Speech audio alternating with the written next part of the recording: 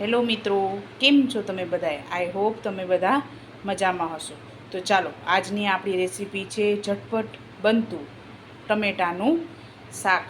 રસાવાળું આપણે આ શાક કરીશું. તેના માટેના ઇન્ગ્રેડિયન્ટ્સ જોઈ લઈએ. સૌપ્રથમ 2 નંગ લાલ ટમેટા લીધેલા છે. રસો કરવા માટે પાણી, વઘાર માટે હિંગ, રાઈ અને મસાલામાં રૂટીન મસાલા આપણે લીધેલા છે. આદુ અને લસણને ખાંડી લીધું છે અને વઘાર માટે અહીંયા 3 ચમચા તેલ લીધેલું છે. તેલ આપણે ગરમ મૂકી દીધું છે. તો ચાલો આપણે વઘાર કરી લઈએ. તો સૌપ્રથમ આપણું તેલ ગરમ મૂકી દીધું છે. તેલ ગરમ થઈ ગયું છે. હવે આપણે એમાં અડધી ચમચી રાઈ નાખીશું.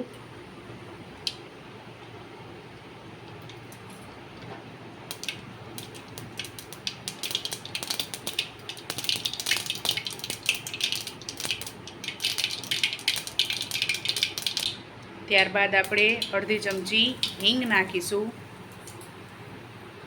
ત્યારબાદ આપણે આ ટમેટાને આ શાકમાં આપણે નાખી દઈશું.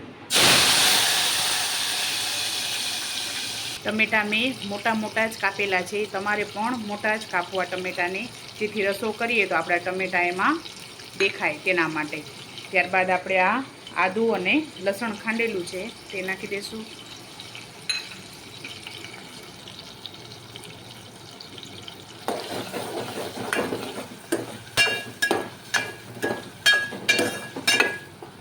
હવે આપણે આને થોડીક વાર ચડવા દઈશું.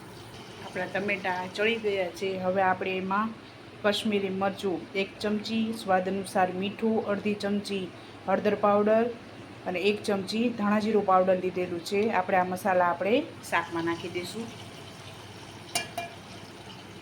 આ શાકને બનતા વાર નથી લાગતી, ઝટપટ બની જાય છે. આપણા મસાલા પાકી જાય ત્યારબાદ આપણે પાણી નાખીશું.